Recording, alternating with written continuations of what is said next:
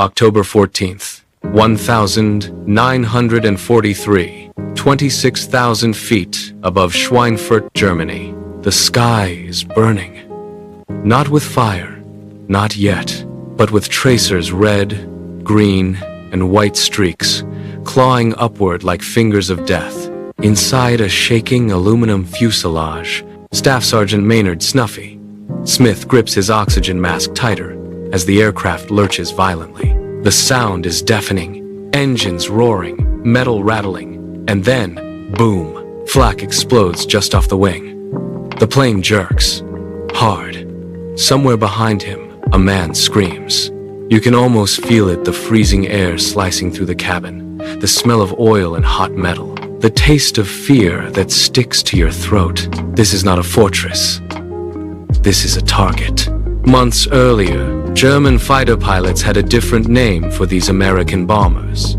They called them Fliegende Särge, flying coffins. The early models of the B-17 Flying Fortress, slow, bulky, and seemingly fragile, were easy prey. At least, that's what the Luftwaffe believed. From their sleek Messerschmitt Bf-109S and deadly Focke-Wulf FW-190S, German aces would slice through bomber formations like knives through paper. No escorts, limited guns, predictable formations. To them, these American bombers weren't machines of war. They were practice targets. And the Germans laughed. Back over Europe, early bombing missions told a brutal truth. Unescorted daylight raids were a gamble, and often a massacre. Crews flew straight and level, holding formation under The debriefing room is silent. Maps cover the walls, Europe mapped in ink and pins, red lines cutting deep into enemy territory. Officers stand motionless, staring at loss reports that feel more like obituaries. Schweinfurt, Regensburg, Münster, names that now carry weight. Too much weight. The numbers don't lie. Bombers are getting through, but barely. Crews are paying the price in blood. Entire formations shredded. Aircraft returning riddled with holes, or not returning at all. Something has to change, and fast. Inside a dimly lit operations room in England, commanders of the United States Army Air Forces lean over tables, voices low but urgent. They aren't thinking like pilots anymore. They're thinking like engineers of destruction. Because one thing is becoming clear. A single bomber is weak. But a formation? A formation can be a weapon. The idea begins to take shape. Tight, disciplined groupings of B-17s flying in coordinated patterns. Not scattered, not vulnerable, interlocked. Each bomber covering the blind spots of the others. Top, bottom, front, rear. A floating web of 5.0 caliber machine guns. They call it the combat box, and it changes everything. Picture it. Dozens of B-17 Flying Fortress aircraft, stacked in precise vertical and horizontal alignment. From a distance, it looks almost peaceful, like a flock of metallic birds gliding across the sky. But get closer, and you'll see gun barrels everywhere.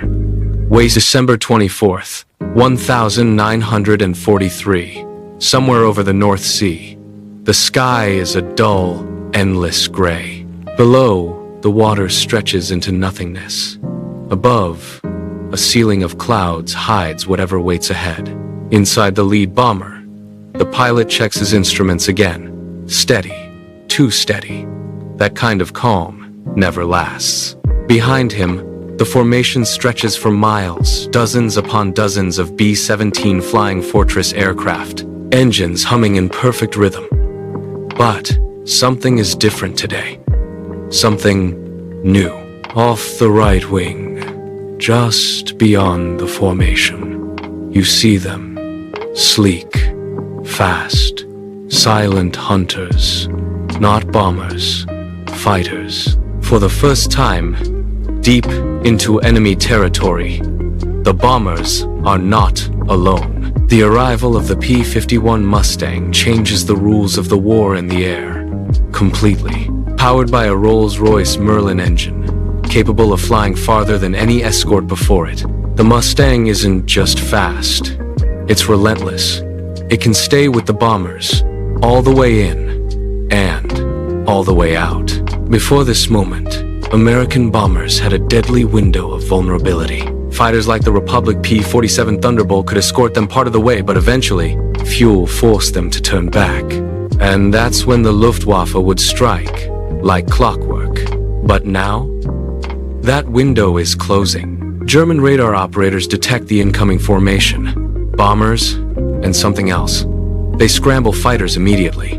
Orders are clear. Intercept. Destroy.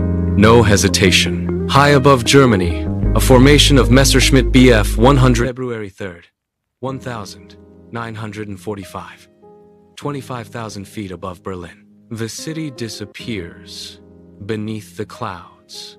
Then suddenly, it emerges. Berlin, the heart of the Third Reich. And today, it's about to be swallowed by the sky itself. You hear them before you see them. A distant, rolling thunder. Not from weather, from engines. Hundreds of them. The formation stretches beyond the horizon, rows upon rows of B-17 Flying Fortress and B-24 bombers, moving like a living wall of steel. Above them, weaving in and out like watchful predators, are the escorts, the P-51 Mustang. This isn't a mission anymore. This is a statement. Inside one of the lead bombers, the bombardier adjusts his sight, hands steady despite the turbulence. Below, Berlin waits. Factories, rail yards, command centers, the nerve center of a war machine that has consumed millions of lives. But today, that machine is breaking. German defenses open fire. Flak bursts fill the sky dark. Violent explosions punching through the formation. The aircraft shudders. Fragments slam against the fuselage like hail. You feel every impact, every near miss. But something is different. The formation doesn't break. Months ago, this level of resistance might have shattered the bombers, scattered them into chaos. Now, they hold, tight, disciplined, unshaken. And the fighters? There are fewer of them now. Far fewer. A handful of Messerschmitt Bf 109 and Focke-Wulf FW 190 attempt to climb toward the bombers. But they hesitate. You can almost sense